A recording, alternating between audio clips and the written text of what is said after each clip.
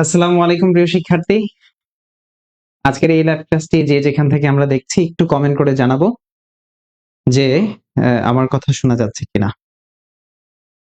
আমার কথা যদি শোনা যায় তাহলে একটু কমেন্ট করে জানাবেন আমার কথা শোনা যাচ্ছে, এবং কথা যদি স্পষ্ট থাকে একটু জানাবেন। একটু আমাকে ওকে, সাউন্ড ঠিক আছে এবং আমাকে স্পষ্ট দেখা যাচ্ছে কিনা, সাউন্ড ঠিক আছে কিনা এবং স্পষ্ট দেখা যাচ্ছে কিনা একটু জানাবেন।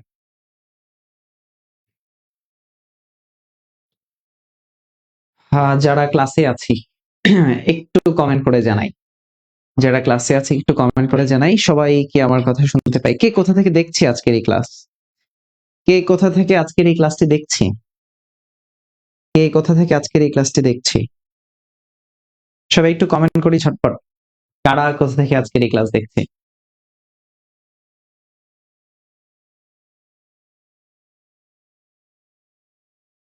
এবং আমরা একটু দ্রুত শেয়ার করে দেওয়ার চেষ্টা করব। যারা ক্লাস দেখছি একটু দ্রুত শেয়ার করে দেওয়ার চেষ্টা করব, সবাই একটু ক্লাসটা শেয়ার করে দেই। আমাদের সাথে যারা যুক্ত আছো তোমরা আমাকে একটু বলো যে কোথা থেকে তোমরা দেখছো, কোন জায়গা থেকে, কোন অঞ্চল থেকে, কোন শহর থেকে, কোন জেলা থেকে তোমরা আজকের এই ক্লাস দেখছো, একটু কমেন্ট করে জানাও তো ভাই।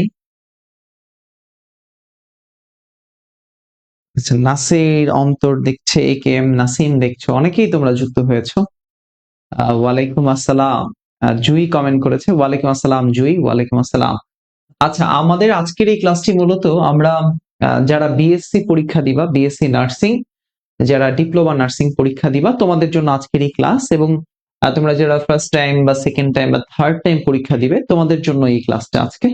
আমরা আজকের এই ক্লাসে মূলত আলোচনা করার চেষ্টা করব যে কিভাবে তুমি সাধারণ জ্ঞানটা ভালো করে প্রস্তুতি নিবে, এবং সাধারণ জ্ঞানের কোন কোন টপিক গুলো তোমার পড়া উচিত, সেই সাথে বিগত বছরে কোন প্রশ্নগুলো থেকে বা কোন টপিক গুলো থেকে সবচেয়ে বেশি প্রশ্ন হয়েছে, এবং বিগত বছরে যে প্রশ্নগুলো হয়েছে সেগুলো আসলে কি একদম নতুন প্রশ্ন ছিল, নাকি রিপিট প্রশ্ন ছিল, নাকি গতানুগতিক প্রশ্ন, নাকি অনেক ব্যতিক্রম প্রশ্ন ছিল, এই বিষয় নিয়ে আজকে আমাদের আজকের এই ক্লাস। তো যারা ক্লাসে যুক্ত হয়েছো, উড়ন্ত ঘড়ি আছে, আফরিন ইসলাম আছে, আরো অনেকেই কমেন্ট করছো। আমরা একটু আজকের ক্লাসের প্রথম প্রশ্নের দিকে যাই, তোমরা একটু উত্তর করারও চেষ্টা করবে, আজকের ক্লাসে উত্তর করার চেষ্টা করবে, আমি তোমাদের কাছ থেকে এটা এক্সপেক্ট করব। প্রথম প্রশ্ন, 1 নম্বর প্রশ্ন, কোন শহর দুটি মহাদেশে অবস্থিত?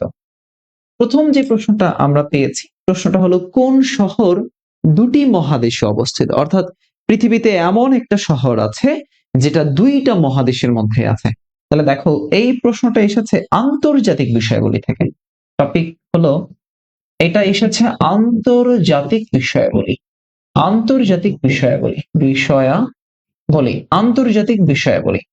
আর এই আন্তর্জাতিক বিষয়গুলির মধ্যে আমরা যে মহাদেশগুলো পড়ি, এর একটা মহাদেশ হচ্ছে এশিয়া মহাদেশ, একটা হলো ইউরোপ মহাদেশ, একটা হচ্ছে আফ্রিকা, ওশেনিয়া, অ্যান্টার্কটিকা, আছে না?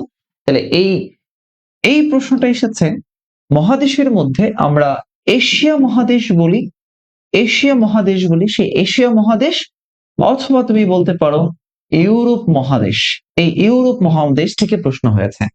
আচ্ছা, খেয়াল করে একটু মনোযোগ দাও, কথাগুলো শোনো। দেখো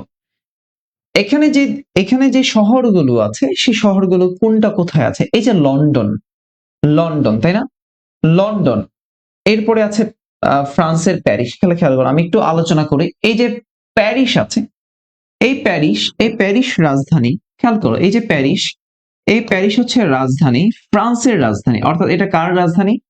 ফ্রান্সের রাজধানী, অর্থাৎ ফ্রান্স যে শহর দেশটা আছে সেই দেশের রাজধানী হচ্ছে এই প্যারিস। খেয়াল করো, একটু মনোযোগ দাও। এই প্যারিসকে বলা হয় সিটি অফ কালচার। কি বলে? এই প্যারিসকে বলা হয় city of culture, city of culture, city of culture, city of culture বা সংস্কৃতের নগরী, সংস্কৃতের নগরী, সিটি অফ কালচার বা সংস্কৃতের নগরী, সিটি অফ কালচার বা সংস্কৃতের নগরী বলা হয় প্যারিসকে। এই যে প্যারিস শহরটা আছে এটাকে বলা হয় সিটি অফ লাইট বা আলোর শহর, সিটি অফ লাইট। লিখে রাখতে পারো এই প্যারিসের এখানে সিটি অফ লাইট। কি বলে এটাকে?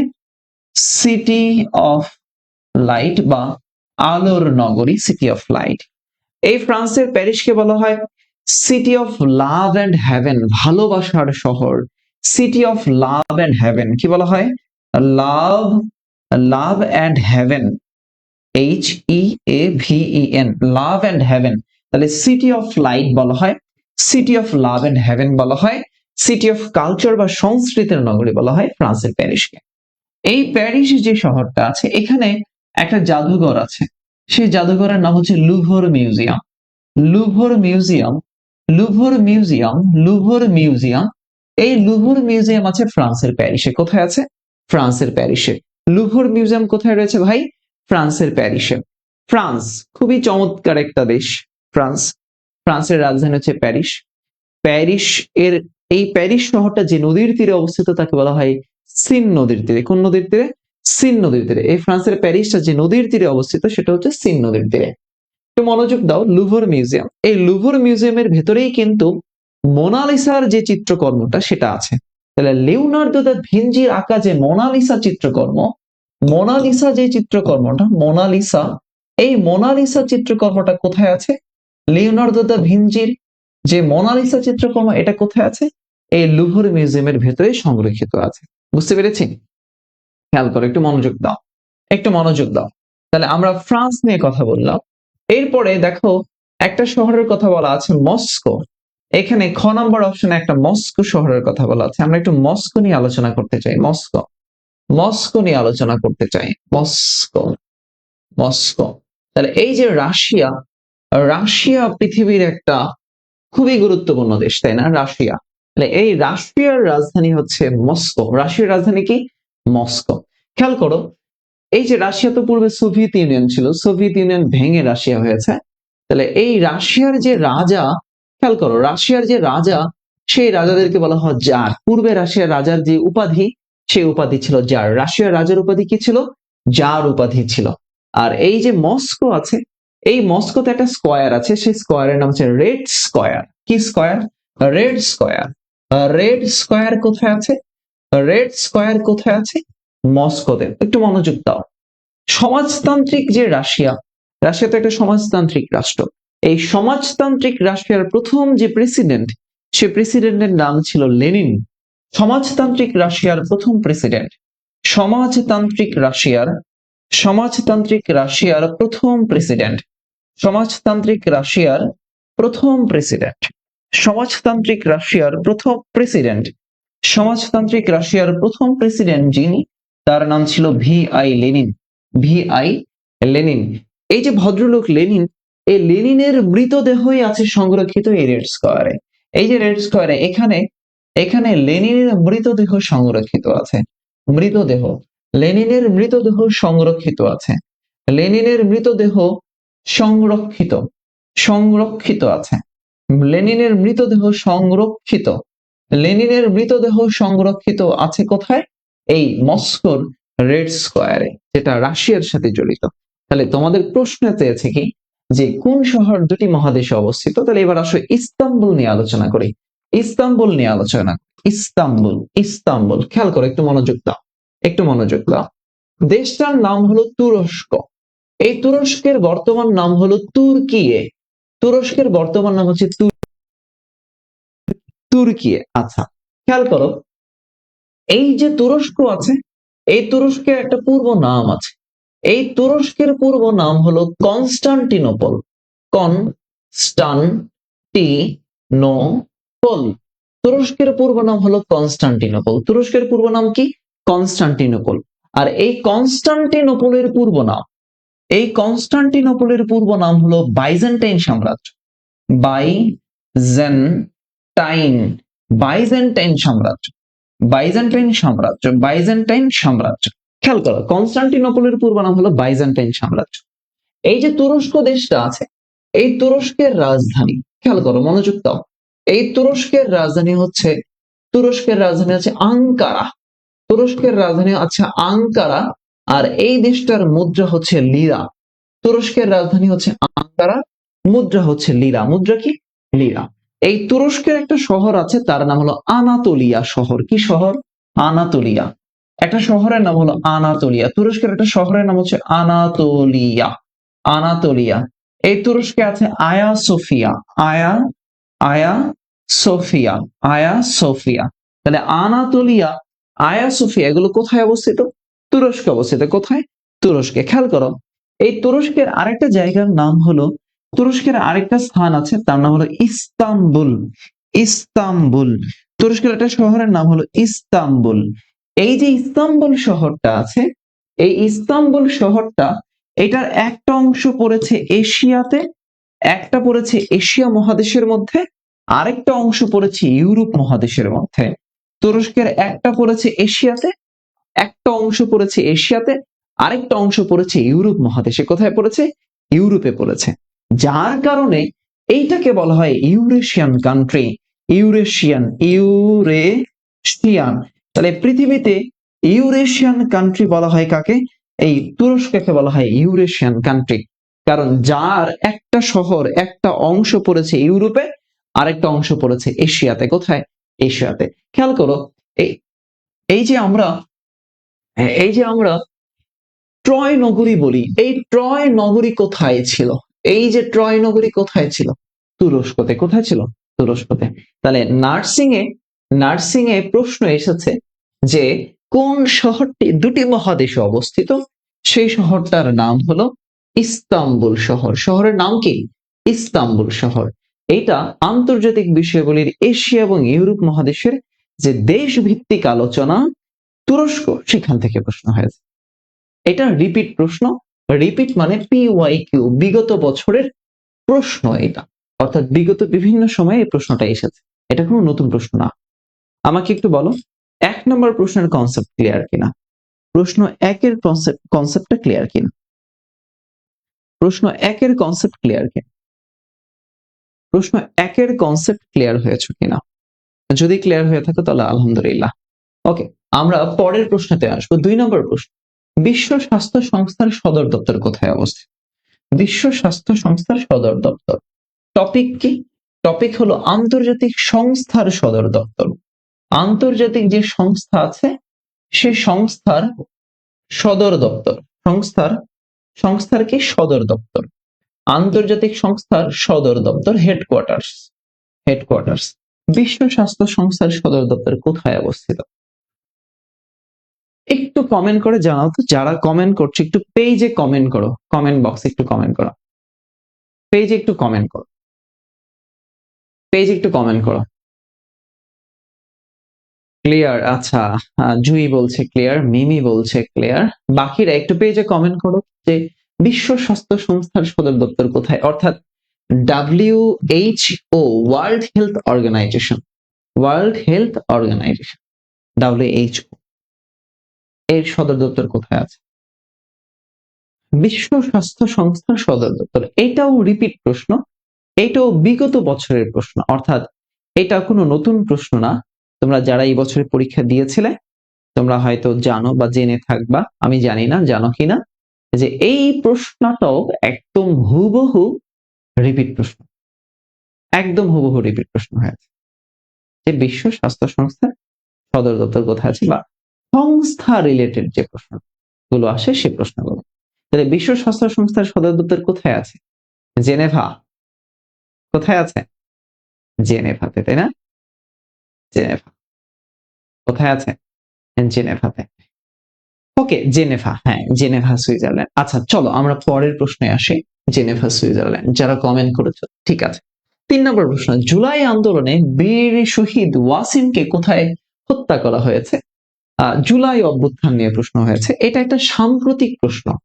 এই যে প্রশ্নটা দেখছি আমরা, এটা পুরোটা একটা রিসেন্ট অ্যাফেয়ার্স থেকে। এই বছরে আমরা দেখেছি যে জুলাই বিপ্লব নিয়ে অনেকগুলো প্রশ্ন হয়েছে, তো এটা একদমই একটা সাম্প্রতিক প্রশ্ন, সাম্প্রতিক থেকে এসেছে। একটু কেউ বলতে পারবা, কেউ কি বলতে পারবা যে এই ওয়াসিম কোথাকার ছিল? ওয়াসিমের কোথায়? ওয়াসিম জেনেভা, তাকে হত্যা করা হয়েছিল কোথায়?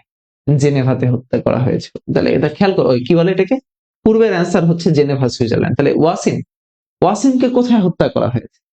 ওয়াসিমকে কোথায় হত্যা করা হয়? একটু কমেন্ট করে জানাও, কমেন্ট করে জানাও।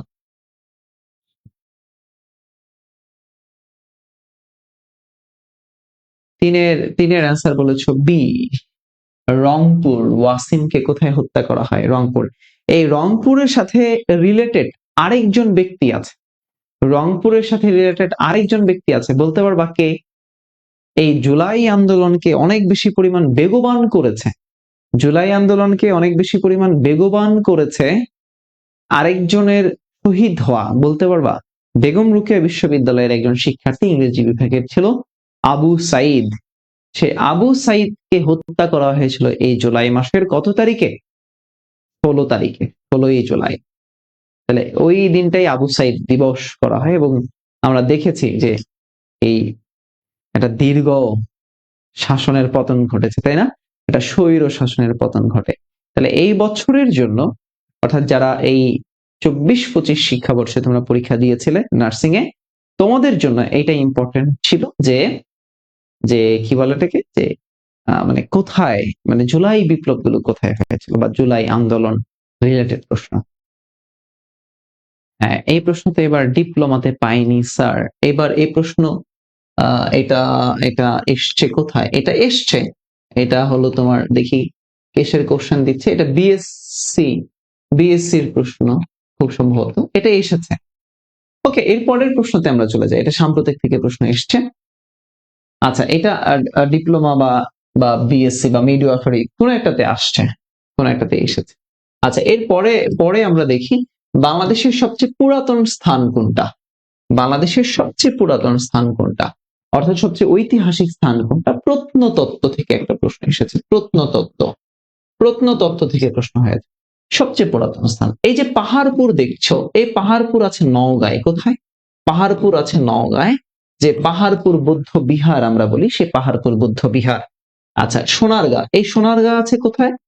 নারায়ণগঞ্জে। সোনারগাঁ আছে কোথায়? নারায়ণগঞ্জে। সোনারগাঁ কোথায় আছে? নারায়ণগঞ্জে আছে। এই ময়নামতি কোথায় আছে? ময়নামতি রয়েছে কুমিল্লাতে, কুমিল্লার ময়নামতি, আমরা বলি ময়নামতি বিহার। আর এই মহাস্থানগড় রয়েছে কোথায়? বগুড়াতে। মহাস্থানগড় কোথায়? বগুড়া, বগুড়ার মহাস্থানগড়। তাহলে এটা সবচেয়ে পুরাতন ঐতিহাসিক স্থান। কেন বলছি সবচেয়ে পুরাতন ঐতিহাসিক স্থান? কারণ এই মহাস্থানগড়ে একটা জনপদ গড়ে উঠেছিল, একটা জনপদ। এই বগুড়া, রংপুর, দিনাজপুর মিলে একটা জনপদ গড়ে উঠেছিল। সেই জনপদের নাম হলো পুন্ড্র জনপদ। জনপদের নাম কি? পুন্ড্র জনপদ। জনপদের নাম কি? পুন্ড্র জনপদ, পুন্ড্র জনপদ। আর এই পুন্ড্র জনপদের অবস্থান হচ্ছে বগুড়া, রংপুর, দিনাজপুর, রাজশাহী। বগুড়া, রংপুর, দিনাজপুর, রাজশাহী, সেখানে গড়ে উঠেছিল। আর এই পুন্ড্র জনপদের একটা অংশই ছিল হলো এই মহাস্থানগড়, যার পূর্ব নাম ছিল, এই মহাস্থানগড়ের পূর্ব নাম ছিল হলো পুন্ড্রবর্ধন। এই মহাস্থানগড়ের পূর্ব নাম হলো পুন্ড্রবর্ধন বা পুন্ড্রনগর, পুন্ড্রনগর বা পুন্ড্রবর্ধন, যেখানে শিলাদেবীর ঘাট, বেহুলার বাসর ঘর, লক্ষিন্দরের মেদ।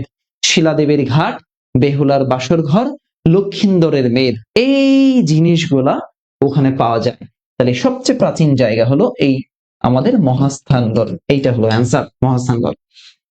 5 নম্বর প্রশ্ন, নার্সদের পেশাগত, এটা আসছে স্বাস্থ্য সংস্থা রিলেটেড, এটা এসেছে নার্স, এটার সাথে স্বাস্থ্য সংস্থা, অর্থাৎ নার্সিং এ পরীক্ষা দিতে গেলে নার্সদের সাথে স্বাস্থ্য সংস্থা নিয়ে প্রশ্ন। নার্সদের পেশাগত নিয়ন্ত্রক সংস্থার নাম কি? Bangladesh nursing and midwifery council. এইটা না অ্যান্সার? তোমরা সবাই বলো তো, এইটা অ্যান্সার না? এটাই তো অ্যান্সার নাকি? মিডওয়াইফারি, তাই না? আচ্ছা, ওকে, চলো তাহলে দেখি। এরপরে আসো, এরপরে আসো আমরা পরের প্রশ্ন দেখি। সূর্য ও পৃথিবীর মধ্যে চাঁদ অবস্থানের মিলনে কি হয়? এটা একটা টোটালি বিজ্ঞান থেকে একটা প্রশ্ন এসেছে, বিজ্ঞান, এটা বিজ্ঞান রিলেটেড এবং সৌরজগৎ, সৌরজগৎ সৌরজগৎ রিলেটেড একটা প্রশ্ন। সৌরজগতের সাথে সম্পর্কিত একটা প্রশ্ন এসেছে, সৌরজগৎ সম্পর্কে একটা প্রশ্ন এসেছে। প্রশ্নটা কি? যে প্রশ্ন বলেছে যে সূর্য এবং পৃথিবীর মাঝে, কি বললো আবার বলো, সূর্য এবং পৃথিবীর মাঝে, সূর্য এবং কি পৃথিবীর মাঝে যে চাঁদের অবস্থান, সেটাকে আমরা কি বলি? এটাকে আমরা বলি সূর্যগ্রহণ। কি বলি ভাই? সূর্যগ্রহণ বলি। কি বলি? সূর্যগ্রহণ। এই প্রশ্নটা দেখো, আমি আগের যতগুলো প্রশ্ন আছে এটাও PYQ, প্রিভিয়াস ইয়ারের রিপিট প্রশ্ন, এটা PYQ, এইটাও PYQ, প্রিভিয়াস ইয়ারের রিপিট প্রশ্ন, বিগত বছরে এসেছে। এরপরে নার্সের পেশাগত সংস্থা বিগত বছরে এসেছে। তারপর দেখতে পারি সূর্য এবং পৃথিবীর অবস্থান বিগত বছরে এসেছে। দুই মহাদেশ জুড়ে বিস্তৃত শহর, একটু আগে দেখলাম ইস্তাম্বুল, এটা দেখা বিএসসি তো আসছে, ডিপ্লোমাতেও আসছে। হ্যাঁ, এইটা। আচ্ছা, এরপরে জাহাঙ্গীরনগর কোন স্থানের পূর্ব নাম? বিভিন্ন স্থানের পুরাতন নাম বর্তমান নাম, বিভিন্ন স্থানের যে পুরাতন নাম, পুরাতন নাম, পুরাতন নাম, বিভিন্ন স্থানের পুরাতন নাম, পুরাতন নাম বর্তমান নাম, এই টপিকটা থেকে প্রশ্ন আসে, এই টপিক। তাহলে দেখো জাহাঙ্গীরনগরের পূর্ব নাম, তাহলে এই যে ঢাকা, এই ঢাকার পূর্ব নাম হলো ঢাবেক্কা, ঢাকার পূর্ব নাম হচ্ছে ঢাবেক্কা, ঢাক্কা, ঢাবেক্কা, ঢাক্কা। আরেকটা নাম হলো জাহাঙ্গীরনগর, জাহাঙ্গীরনগর, ঢাবেক্কা, ঢাক্কা, জাহাঙ্গীরনগর, ঢাবেক্কা, ঢাক্কা, জাহাঙ্গীরনগর, ঢাবেক্কা, ঢাক্কা, জাহাঙ্গীরনগর, ঢাবেক্কা, ঢাক্কা, জাহাঙ্গীরনগর। তাহলে ঢাকার পূর্ব নাম হচ্ছে ঢাবেক্কা, ঢাক্কা, জাহাঙ্গীরনগর। এই ঢাকা ছাড়াও আমি আরো কিছু পূর্ব নাম বলে দিই তোমাদেরকে, যেগুলো পরীক্ষায় চলে আসে। যেমন ধরো কক্সবাজার, যেমন কক্সবাজার, এই কক্সবাজারের পূর্ব নাম হচ্ছে পালংকি, বা তুমি বলতে পারো ফালংকি, পালংকি বা ফালংকি, বা তুমি বলতে পারো প্যানোয়া, পালংকি, ফালংকি, প্যানোয়া, পালংকি, ফালংকি, প্যানোয়া, পালংকি, ফালংকি, প্যানোয়া, পালংকি, ফালংকি, প্যানোয়া। কক্সবাজারের পূর্ব নাম পালংকি, ফালংকি, প্যানোয়া, তিনটা নাম, তিনটা নাম। আচ্ছা, তুমি চট্টগ্রামের কথা বলতে পারো যে স্যার চট্টগ্রামের নাম বলেন।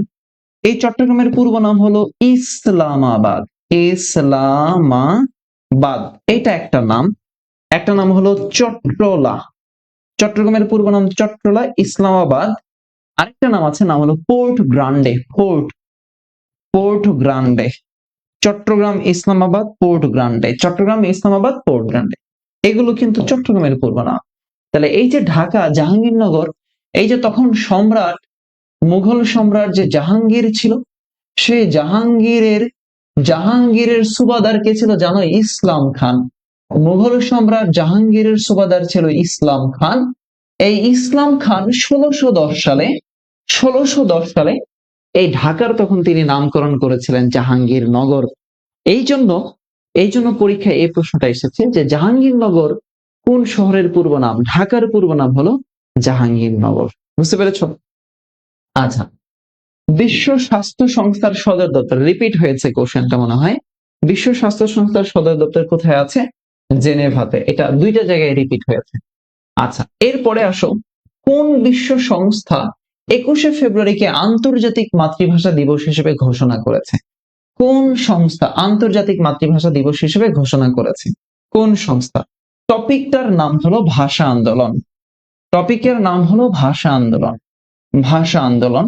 আর এই ভাষা আন্দোলনের সাথে ভাষার যে স্বীকৃতি আছে, স্বীকৃতি, সেই স্বীকৃতি থেকে এই প্রশ্ন এসেছে।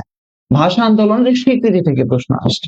খেয়াল করো, ভাষা আন্দোলন সময় তখন 1999 সাল। কত সাল? 1999 সালে, 1999 সালে, 1999 সালে ইউনেস্কো, বলো কি বললাম? ইউনেস্কো। 1999 সালে, 1999 সালে ইউনেস্কো, বলো কোন জায়গায় বললাম? UNESCO, United Nations Education Scientific Cultural organisation.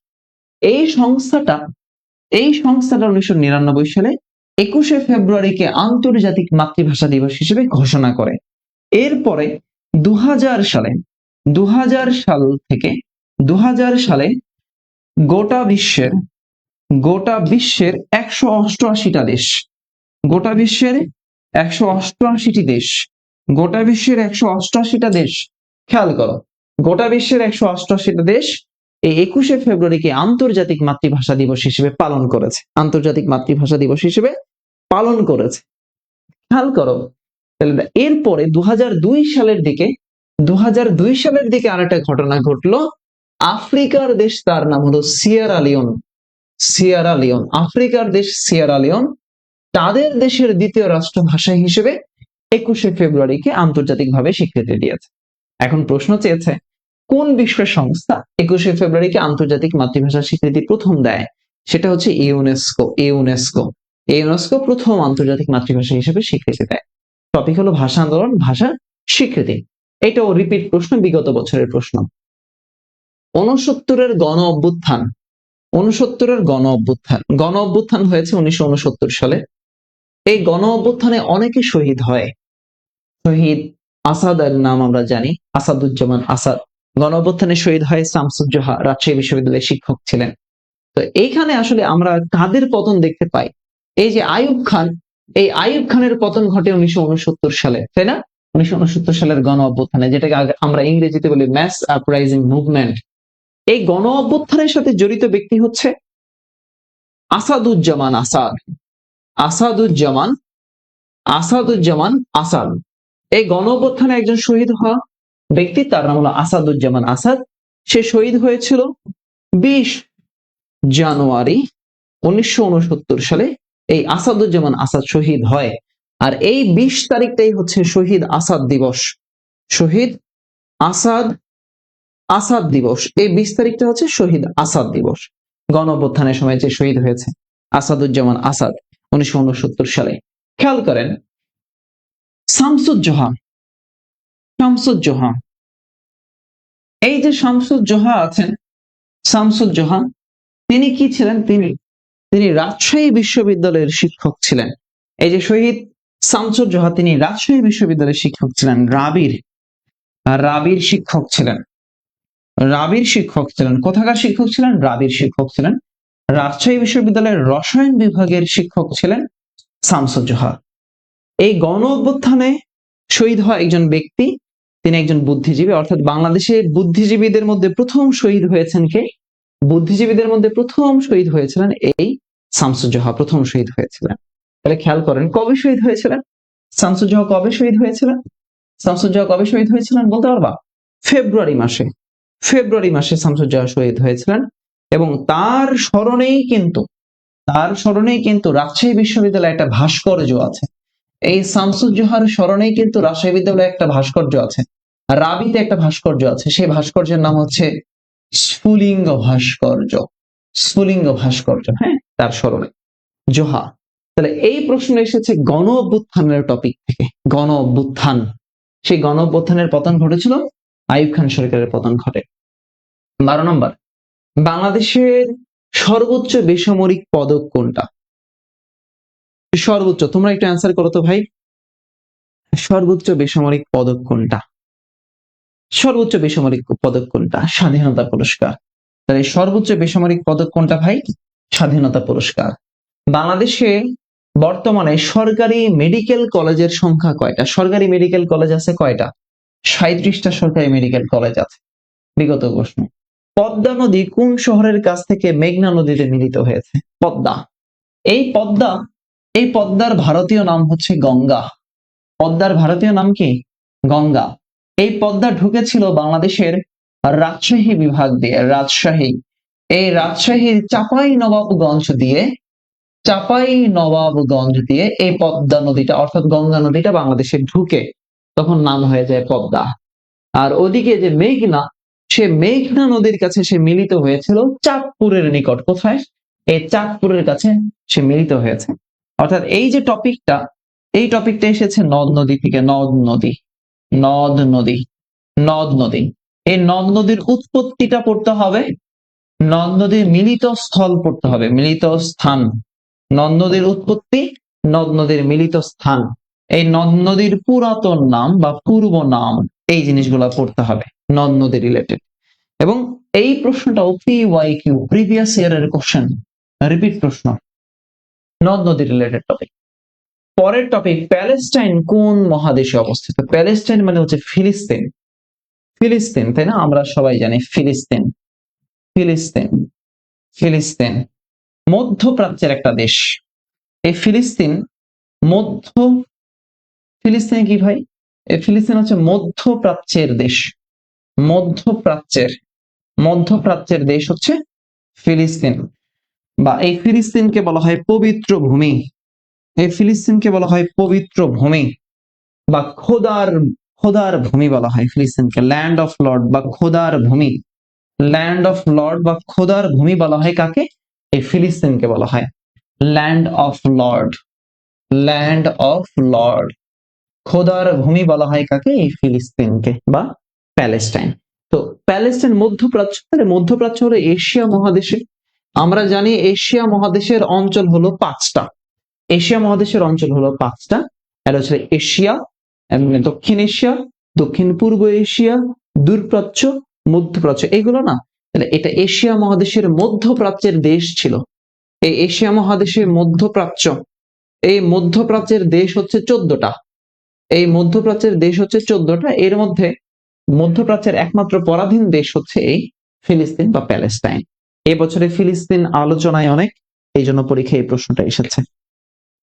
ওকে, আন্তর্জাতিক বিষয় বলে, এটা আন্তর্জাতিক টপিক, হ্যাঁ, ইন্টারন্যাশনাল, ইন্টারন্যাশনাল টপিক থেকে প্রশ্ন হয়েছে। পরের কোশ্চেনে আসেন, বাংলাদেশের সর্ব উত্তর দিকের জেলা কোনটা? সর্ব উত্তর দিকের জেলা, বাংলাদেশের সর্ব উত্তরের দিকে জেলা, বাংলাদেশের সর্ব উত্তর দিকের জেলা, বাংলাদেশের সর্ব উত্তর দিকের জেলা। আপনি যদি ম্যাপের উপরের দিকের কথা চিন্তা করেন, তাহলে এটা উত্তর দিক, আর নিচে হলো দক্ষিণ দিক, এইটা হলো পশ্চিম দিক, আর এইটা হলো পূর্ব দিক, পূর্ব দিক। তাহলে বাংলাদেশের সর্ব উত্তর দিকে এই দিকে একটা জায়গা আছে, সেই জায়গাটার নাম হলো পঞ্চগড়। কি জায়গা? পঞ্চগড়। কি জায়গা ভাই? পঞ্চগড়। তাহলে পঞ্চগড় জেলা কি জায়গা? পঞ্চগড় জেলা, পঞ্চগড় জেলা, হ্যাঁ, বাংলাদেশের সর্ব উত্তরের জেলা হলো পঞ্চগড়। তাহলে বাংলাদেশের সর্ব উত্তরের জেলার নাম হলো পঞ্চগড়। সর্ব উত্তরের জেলার নাম কি? সর্ব উত্তর জেলা হলো পঞ্চগড়। জেলা কি ভাই? জেলা হলো পঞ্চগড়, পঞ্চগড় জেলা। থানার নাম হলো তেতুলিয়া, থানা হলো তেতুলিয়া, তেতুলিয়া, পঞ্চগড় জেলা তেতুলিয়া থানা। আর ইউনিয়ন যেটা, ইউনিয়ন যেটা, ইউনিয়নের নাম হলো বাংলা বান্ধা, বাংলা বান্ধা, ইউনিয়নের নাম হলো বাংলা বান্ধা। আর স্থান যেটা, সেই স্থানের নাম হলো জায়গিরজোত, জায়গিরজোত। পঞ্চগড় জেলা, তেতুলিয়া থানা, বাংলা বান্ধা ইউনিয়ন, আর জায়গিরজোত হলো স্থানের নাম। পঞ্চগড় জেলা, তেতুলিয়া থানা, বাংলা বান্ধা ইউনিয়ন, বাংলা বান্ধা হলো জায়গিরজোত। পঞ্চগড় জেলা, তেতুলিয়া থানা, বাংলা বান্ধা ইউনিয়ন, আর স্থানের নাম হলো জায়গিরজোত। প্রশ্ন হচ্ছে এসে সর্ব উত্তরের জেলা কোনটা? অ্যান্সার হবে পঞ্চগড়। অ্যান্সার কি? অ্যান্সার পঞ্চগড়। বাংলাদেশের দিক ভিত্তিক অবস্থান থেকে এসছে এটা। এই টপিকের নাম হলো বাংলাদেশের দিক ভিত্তিক অবস্থান, বাংলাদেশের দিক ভিত্তিক অবস্থান, বাংলাদেশের দিক ভিত্তিক অবস্থান। পরের প্রশ্ন, জাতিসংঘের নিরাপত্তা পরিষদের স্থায়ী সদস্য দেশ কয়টা? অর্থাৎ জাতিসংঘ রিলেটেড প্রশ্ন আসছে, ইউএন বা জাতিসংঘ, ইউএন জাতিসংঘ। জাতিসংঘের মোট সদস্য দেশ হচ্ছে 193টা সদস্য দেশ। জাতিসংঘের মোট সদস্য দেশ 193টা দেশ। তাহলে এর মধ্যে নিরাপত্তা পরিষদের স্থায়ী সদস্য দেশ কোনটা? নিরাপত্তা পরিষদের স্থায়ী সদস্য দেশ হচ্ছে 5টা, দেশ হচ্ছে 5টা দেশ। নিরাপত্তা স্থায়ী সদস্য দেশ হচ্ছে কয়টা? 5টা। এই 5টা দেশেরই ভেটো পাওয়ার ক্ষমতা আছে, ভেটো। এই 5টা দেশের ভেটো পাওয়ার ক্ষমতা আছে। অর্থাৎ এই ভেটো মানে হলো আমি মানি না, ভেটো মানে কি? মানি না, হ্যাঁ, মানি না। এই ভেটো মানে হচ্ছে আমি মানি না। 5টা দেশ আছে, এই 5টা দেশের মধ্যে কে কি? Bharat, France, Germany. সদস্য কোনটা? তাহলে দেখো সদস্য কোনটা? Japan, Bharat, France, Germany. Answer করতে পারবা? অ্যান্সার করতে পারবা? বলো তো দেখি অ্যান্সার করতে পারো কিনা।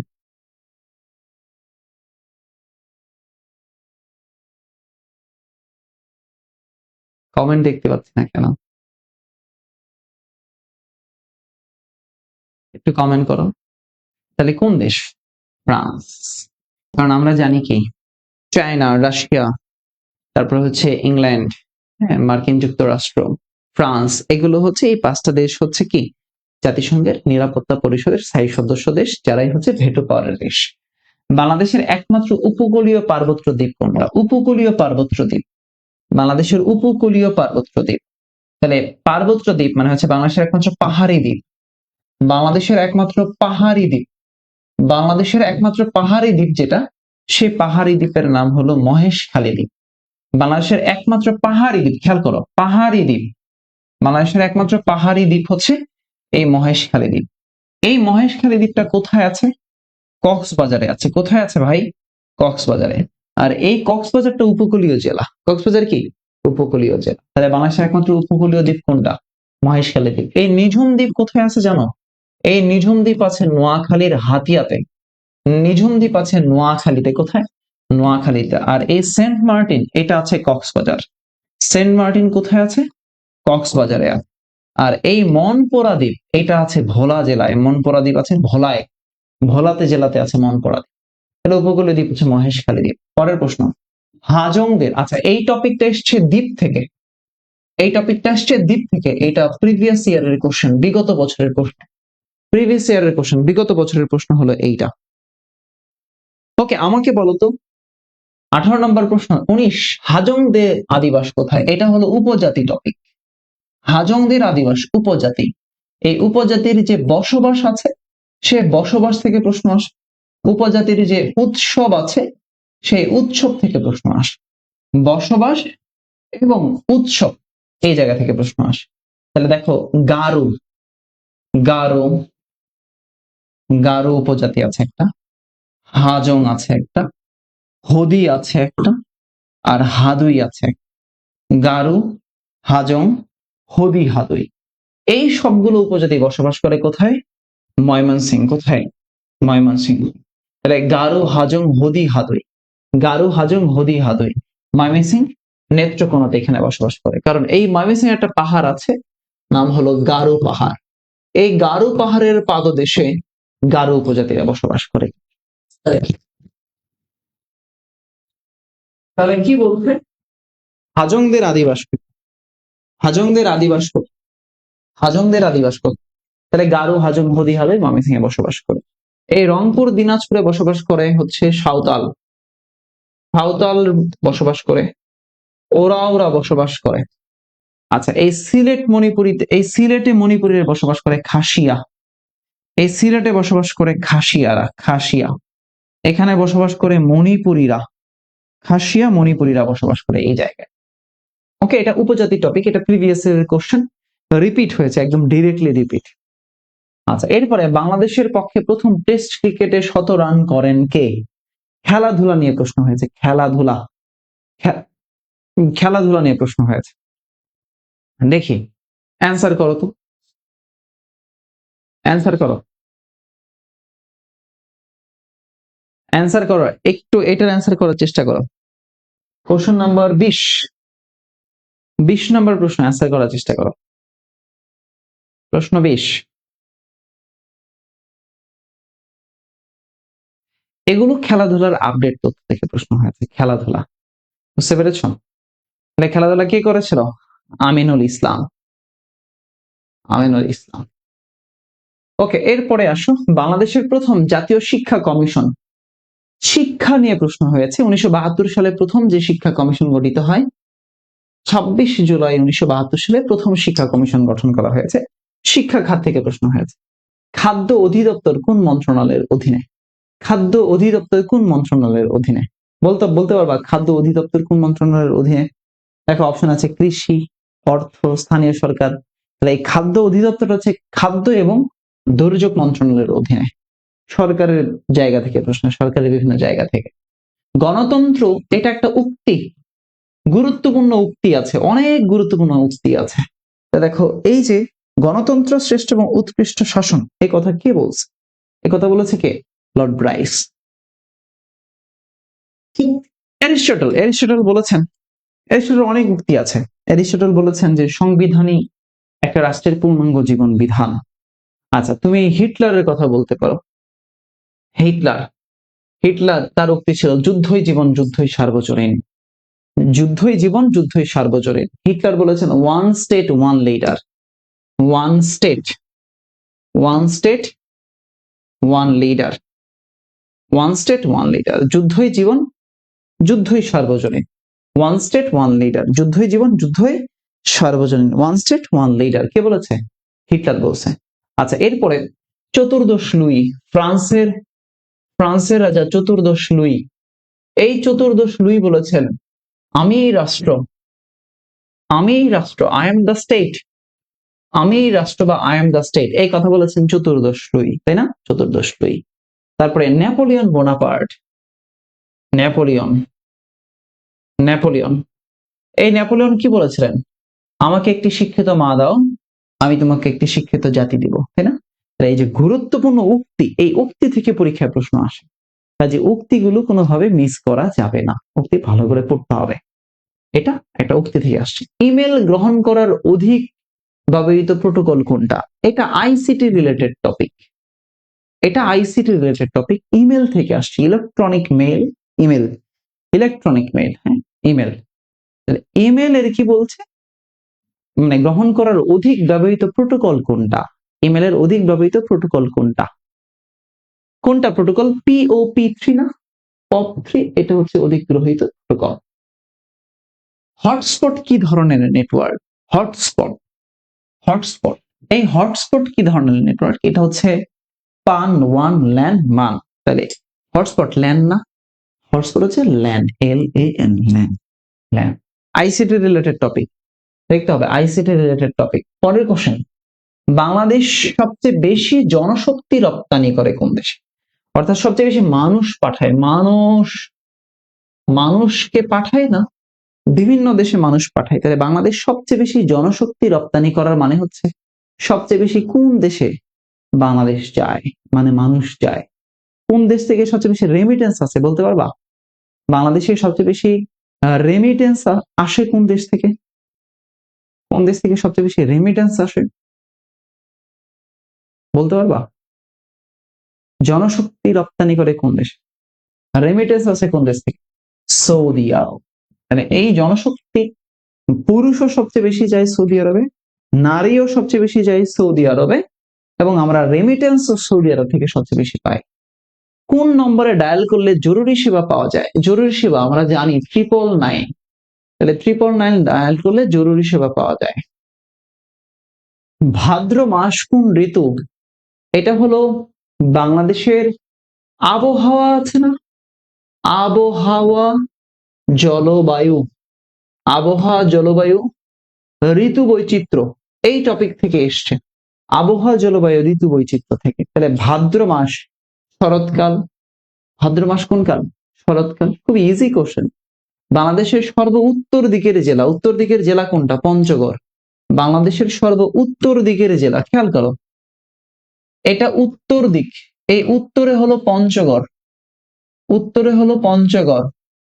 আচ্ছা এবার আসো, দক্ষিণে হলো কক্সবাজার, দক্ষিণে হলো কক্সবাজার, আর পূর্বে হলো বান্দরবান, বান্দরবান পূর্বে বান্দরবান, আর এই পশ্চিমে হলো চাপাই নবাবগঞ্জ, চাপাই নবাবগঞ্জ, চাপাই নবাবগঞ্জ। এটা উত্তর, এটা দক্ষিণ, এটা পূর্ব, এটা পশ্চিম। পশ্চিমে চাপাই নবাবগঞ্জ, পূর্বে বান্দরবান, উত্তরে পঞ্চগড়, আর দক্ষিণে কক্সবাজার। চেয়েছে সর্ব উত্তর পঞ্চগড় জেলা, হ্যাঁ উত্তরের জেলা পঞ্চগড়। 30, কোন যুদ্ধে যুদ্ধ সেবা করে ফ্লোরেন্স নাইটিঙ্গেল বিখ্যাত হয়েছিলেন? ফ্লোরেন্স নাইটিঙ্গেল, তাহলে ফ্লোরেন্স নাইটিঙ্গেল বিখ্যাত হন কোন যুদ্ধে? প্রথম বিশ্বযুদ্ধ, ক্রিমিয়ার যুদ্ধ, কার্গিল যুদ্ধ, দ্বিতীয় বিশ্বযুদ্ধ। ফ্লোরেন্স নাইটিঙ্গেল, আমরা এই সব এই এই এই এটা শুনেছি না, ফ্লোরেন্স নাইটিঙ্গেলের নাম শুনেছি, ফ্লোরেন্স নাইটিঙ্গেল। তাহলে এই যে ফ্লোরেন্স নাইটিঙ্গেল কোন যুদ্ধ বলো? ক্রিমিয়ার যুদ্ধ। আসো খেয়াল করো, তোমাদেরকে যেই টপিক গুলো দেখালাম একটু খেয়াল করো, এই সবগুলো প্রশ্ন রিপিট প্রশ্ন ছিল। এটা প্রিভিয়াস ইয়ারের কোশ্চেন, এটা যুদ্ধ এবং সেই যুদ্ধের সাথে জড়িত ব্যক্তি উপাধি থেকে প্রশ্ন এসেছিল, এইটা আন্তর্জাতিক বিষয়াবলী। আচ্ছা সর্ব উত্তরের জেলা, এটা বাংলাদেশ বিষয়াবলী থেকে এই প্রশ্ন হয়েছে, বাংলাদেশ বিষয়াবলী। আচ্ছা এরপরে ভাদ্র আশ্বিন মাস, এটা বাংলাদেশ বিষয়াবলী থেকে প্রশ্ন হয়েছে। এরপরে জরুরি নাম্বার ডায়াল, সরকারের যে জরুরি সেবা আছে, হ্যাঁ সেবা, সে সেবা খাত থেকে প্রশ্ন হয়েছে। বাংলাদেশ সবচেয়ে বেশি জনশক্তি রপ্তানি করে, জনশক্তি রপ্তানি করে, এটা বাংলাদেশ বিষয়াবলী থেকে, বাংলাদেশ অ্যাফেয়ার্স এর, এটাও রিপিট প্রশ্ন। এরপরে আসুন, হটস্পট কি? আইসিটি রিলেটেড রিপিট প্রশ্ন, hotspot. Email ICT related repeat প্রশ্ন। গণতন্ত্র, এটা হলো উক্তি, আন্তর্জাতিক পার্টির উক্তি থেকে আসছে। খাদ্য অধিদপ্তর, এটা খাদ্য অধিদপ্তর থেকে প্রশ্ন আসছে, সরকারের মন্ত্রণালয়, মন্ত্রণালয় থেকে প্রশ্ন হয়েছে। বাংলাদেশের প্রথম জাতীয় শিক্ষা, শিক্ষা ব্যবস্থা থেকে প্রশ্ন হয়েছে, শিক্ষা ব্যবস্থা, বাংলাদেশ বিষয়াবলী শিক্ষা ব্যবস্থা। এরপরে আসো, বাংলাদেশের পক্ষে খেলাধুলা, এটা হলো খেলাধুলা থেকে, খেলাধুলা থেকে প্রশ্ন হয়েছে, খেলাধুলা। হাজংদের, এটা হলো উপজাতি থেকে, উপকূলীয়, এটা হলো দ্বীপ থেকে প্রশ্ন। উপকূলীয় পার্বত্য দ্বীপ কোনটা? দ্বীপ থেকে। জাতিসংঘের নিরাপত্তা, এটা হলো জাতিসংঘ আন্তর্জাতিক সংস্থা থেকে আসছে। বাংলাদেশের সর্ব উত্তরের দিকে জেলা, দিক ভিত্তিক অবস্থান থেকে এসছে। এরপরে প্যালেস্টাইন কোন মহাদেশে অবস্থিত? ফিলিস্তিন থেকে। ফিলিস্তিন সংকটটা এই বছরে চলছে, মধ্যপ্রাচ্যের ফিলিস্তিন, গাজা, ইসরায়েল, হামাস, তাই না আলোচিত, মধ্যপ্রাচ্যের ফিলিস্তিন। আচ্ছা, এরপরে নদ নদী থেকে এসছে। সরকারি মেডিকেল কলেজ, তোমরা পরীক্ষা দিবা নার্সিং এ কিন্তু প্রশ্ন দিয়েছে মেডিকেল কলেজ কয়টা, প্রশ্ন হয়েছে। বেসামরিক পুরস্কার থেকে প্রশ্ন আছে, পুরস্কার, টপিকের নাম হলো পুরস্কার, টপিকের নাম কি? পুরস্কার। গণ অভ্যুত্থান থেকে প্রশ্ন। এরপরে 21শে ফেব্রুয়ারি থেকে মানে ভাষা আন্দোলন থেকে প্রশ্ন। বিশ্ব স্বাস্থ্য সংস্থা, স্বাস্থ্য সংস্থার সদর দপ্তর, সংস্থার সদর দপ্তর। তারপরে পূর্ব নাম, বিভিন্ন স্থানের পুরাতন নাম বর্তমান থেকে। দুই মহাদেশে অবস্থিত একটা বিখ্যাত শহর, আন্তর্জাতিক বিষয়াবলীর মহাদেশ ভিত্তিক তথ্য। সূর্য ও পৃথিবীর মাঝে চাঁদের অবস্থান, এটা হলো বিজ্ঞান, সৌরজগৎ, সৌরজগতের প্রশ্ন, সৌরজগৎ প্রশ্ন। নার্সদের পেশাগত নিয়ন্ত্রক সংস্থা, তোমরা যে নার্সিং এ পরীক্ষা দিবা সেই নার্সিং রিলেটেড প্রশ্ন হয়েছে এটা। বাংলাদেশের সবচেয়ে পুরাতন ঐতিহাসিক স্থান, প্রত্নতত্ত্ব থেকে প্রশ্ন হয়েছে, প্রত্নতত্ত্ব। আচ্ছা, জুলাই আন্দোলন, এটা একটা সাম্প্রতিক প্রশ্ন, একটা সাম্প্রতিক, আমি এখনো পর্যন্ত একটা সাম্প্রতিক প্রশ্ন পেয়েছি। আবারও বিশ্ব স্বাস্থ্য সংস্থা এসেছে। তাহলে খেয়াল করো, তোমাকে তোমাকে যেই প্রশ্নগুলো দিয়েছে এই প্রশ্নগুলো বিগত বছরের রিপিট প্রশ্ন, বিগত বছরের প্রশ্ন সবগুলাই। কাজে নার্সিং এ যদি তুমি একটু বেসিক ধরে পড়তে পারো তাহলে তোমার চান্স হবে, তুমি ভালো করতে পারবা। আমাকে একটু বলো তো ভাই, আমাকে একটু বলো যে আমি যে বিষয়টা আলোচনা করেছি এই বিষয়টার কনসেপ্ট গুলো তোমরা ক্লিয়ার হয়েছো কিনা, তোমরা বুঝতে পেরেছো কিনা, কনসেপ্ট ক্লিয়ার হয়েছো কিনা। যদি বুঝতে পারো, তোমরা যারা এই যে নার্সিং এর মতো একটা মহান পেশায় আসতে চাও, নিজেকে একটা ভালো পেশায় নিয়োজিত করতে চাও, মানুষের সেবা করতে চাও, দিন শেষে মানুষের সেবাটাই মুখ্য, মানুষের সেবাটা অনেক বড় কিছু। তুমি যদি মানুষের সেবার করতে চাও, সেই সেবার জন্য তোমাকে ভালো একটা জায়গায় যেতে হবে। অনেক অল্টারনেটিভস অপশন আছে, নার্সিং একটা অপশন, ডাক্তার একটা অপশন, ইঞ্জিনিয়ার একটা অপশন, পুলিশ অফিসার হয় একটা অপশন। তো তোমার ইচ্ছা যদি নার্সিং এ থাকে তাহলে এইচএসসি 25 যারা আছো এবং যারা সেকেন্ড টাইম দিবা, যারা থার্ড টাইম দিবা পরীক্ষা, তোমাদের জন্য নার্সিং প্ল্যাটফর্ম 5,000 টাকা ছাড়ে তাদের ভর্তি চলছে। সেটা হলো এই কর্নিয়া নার্সিং, কর্নিয়া নার্সিং এবং মেডিকেল কোচিং, যেটার হেড অফিস হলো ফ্রামগেটে। তোমরা হেড অফিসে চাইলে ভর্তি হতে পারবা, একই সাথে তোমার বিভাগীয় শহরে যদি নার্সিং কোচিং থাকে তুমি সেখানেও ভর্তি হতে পারবা। উত্তরাতে আছে, ফ্রামগেটে আছে, যাত্রাবাড়িতে আছে, টাঙ্গাইলে আছে, ঠাকুরগাঁও আছে, দিনাজপুর আছে, মানে অনেক জায়গায় আছে। তো তুমি যেখানে চাও সেখানে তুমি ভর্তি হতে পারবা। আর কেউ যদি মনে করো যে ভাই আমরা অনলাইনে পড়বো, তাহলে তুমি অনলাইনে ভর্তি হতে পারবা। ভর্তি হলেই তোমাকে এখানের যে ম্যাটেরিয়ালস, যে শিট, যে বই আছে সবগুলো তোমাদেরকে দিয়ে দিবে। এই যে বইগুলো দেখছো এগুলো তোমাদেরকে দিয়ে দিবে। আর তোমরা কি খেয়াল করেছো এই কোশ্চেন গুলোই কিন্তু বই থেকে কমন এসেছে। যেমন দেখো এই স্লাইডের মধ্যে দেয়া আছে যে এই প্রশ্নটা কোশ্চেন ব্যাংকের কত নম্বর প্রশ্নতে ছিল, এরপরে এই প্রশ্নটা কোশ্চেন ব্যাংকের কত নম্বরে ছিল, আগের প্রশ্নটা লেকচারের কত নম্বরে ছিল, অর্থাৎ শতভাগই কমন, তাই না? তো তুমি যদি মনে করো যে ভাইয়া আমরা আসতে চাই, পড়তে চাই, ভালো করতে চাই, তাহলে ভর্তির জন্য তুমি এই যে নাম্বার আছে এই নাম্বারে যোগাযোগ করতে পারবা সরাসরি কল দিয়ে, অথবা কর্নিয়া নার্সিং পেজটার যে পেজ আছে, অফিসিয়াল পেজ আছে, সেখানে যোগাযোগ করতে পারবা। এবং বিশাল একটা ডিসকাউন্টে ভর্তি চলছে অনলাইন এবং অফলাইনের মধ্যে।